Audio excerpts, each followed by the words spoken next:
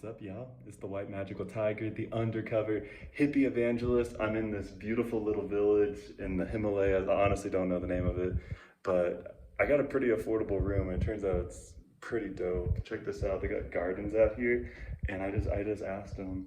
I'm the only one here at this hotel, but yeah, this is all veggie garden right here. Incredible. You can probably see the Himalayas. Right back there, the mountains. And anyway, so what I'm about to go do, they got like an ancient Buddhist monastery over here. I'm gonna go drive up there, do some Om Mani Padme Hum, focus on my crown chakra, Sahasrara crown chakra, call in the second coming of Christ, Krishna, crystalline consciousness. And yeah, I'm just very grateful to be on this journey, exploring all these ancient sites, where just ancient Buddhists, ancient yogis, and potentially Jesus Christ came through. In a couple days, I'm going to go to a monastery where they claim an individual named Isha went to. And if you know the names for Jesus Christ, he's known as Jesus Christ in the Western world, Yeshua HaMashiach in the middle, like Israel, Palestine. But in Iran and in parts of India, they call him Isha Masih. And so there's a Buddhist monastery I'm going to go to in a couple days. So this is like foreshadowing, where they claim Saint Isha, Jesus Christ, went to. All right, y'all. Peace.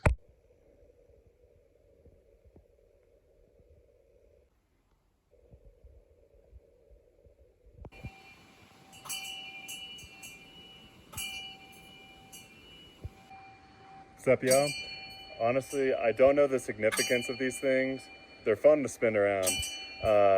And this is one of the most beautiful ones I've seen. So just driving around these like ancient Indian villages that have a huge Buddhist vibe, Tibetan Buddhist vibe.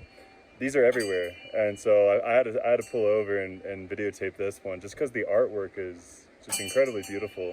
But like every few blocks I see one of these, or the temples have little tiny ones, and I'd like to understand the significance of this, but for right now, it's beautiful. Alright, y'all. Buddha has blue eyes. This is the wheel of samskara.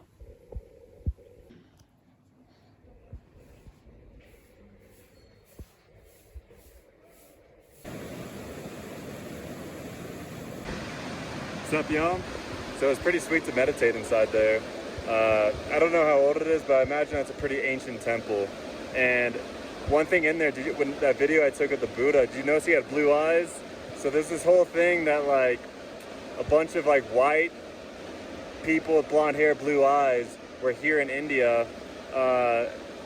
One of the pieces of evidence for that is all these ancient Buddha statues with blue eyes, but none of the people here, the locals, have blue eyes. So it's pretty interesting. Like some people say Genghis Khan had red hair and blue eyes. Anyways, it's beside the point.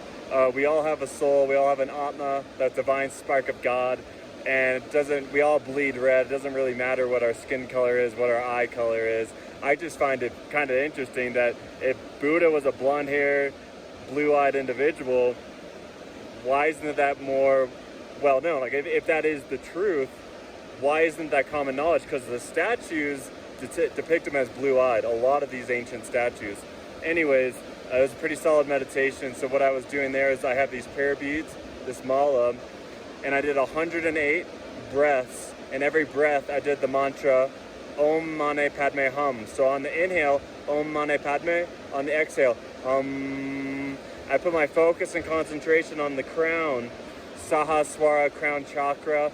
It looks like a pine cone. Buddha wears a pine cone on his head. Om Mani Padme Hum.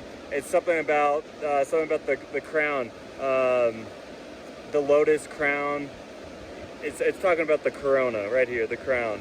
And yeah, I feel like this is what Jesus was teaching. Krishna, Buddha, was that this is the nirvana, the samadhi, the kingdom of heaven. This is the way to get there.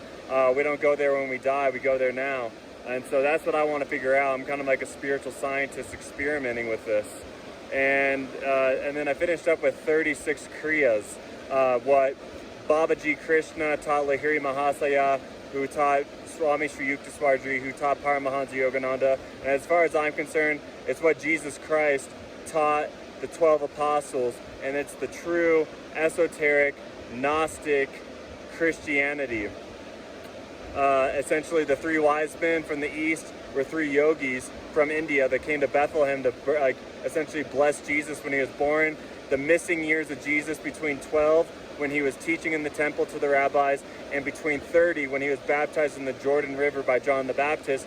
During those 18 years, there's evidence that he came to India, and one of the places is Rishikesh, where I just happened to go, was the Jesus Cave. I didn't realize it was the Jesus Cave until afterwards, but it was one of the most powerful places I've ever been to. Then in a couple days, I'm going to a monastery, a Buddhist monastery, where they claim Saint Isha went, which is a name for Jesus, Isha Masi. Isha is a nickname for Ishvara. Ishvara is a name for God in Hinduism, or Sanatan Dharma, the eternal religion. Anyways, y'all, this stuff is powerful. I'm really grateful to God to have come to this ancient land. The moon's right there. You can't really see it.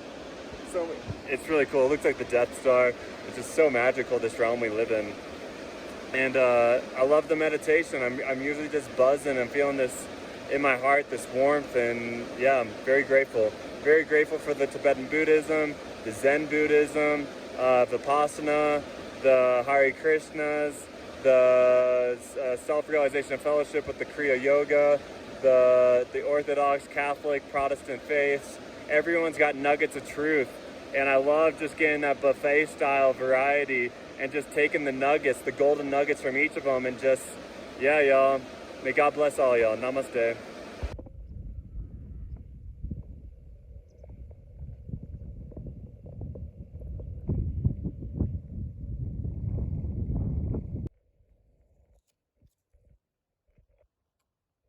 Alright, y'all, as I told you, I'm in this hotel by myself, and I asked him if I could have dinner, and look at this preparation. Okay, rice. I was blown away. That's like a dal soup.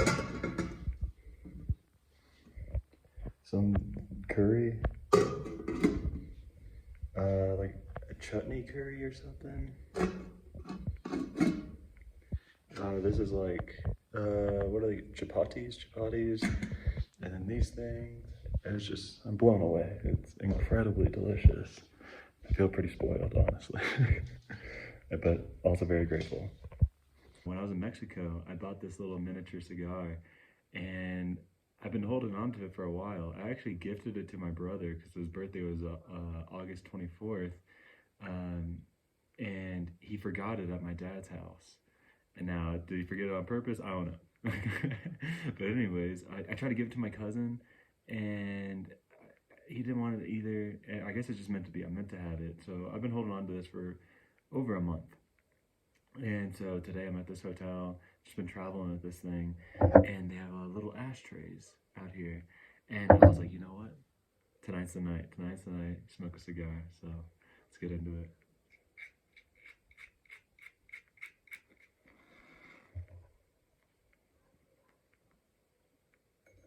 So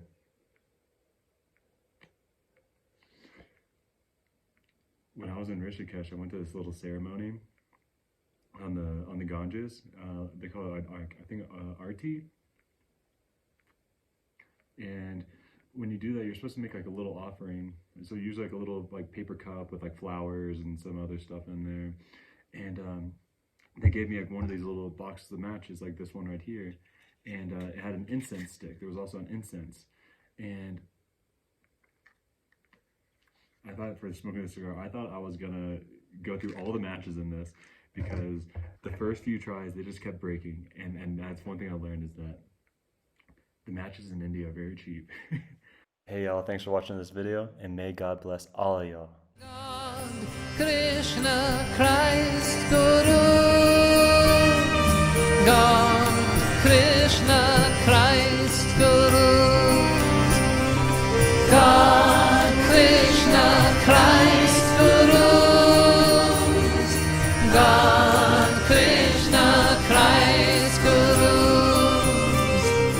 I surrender to thee.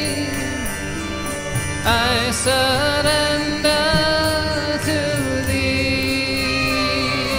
I surrender to thee. I surrender to thee. God, Krishna, Christ, Gurus.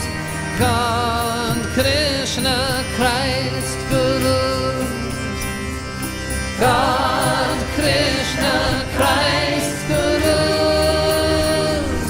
God, Krishna, Christ, Gurus. Hare Krishna,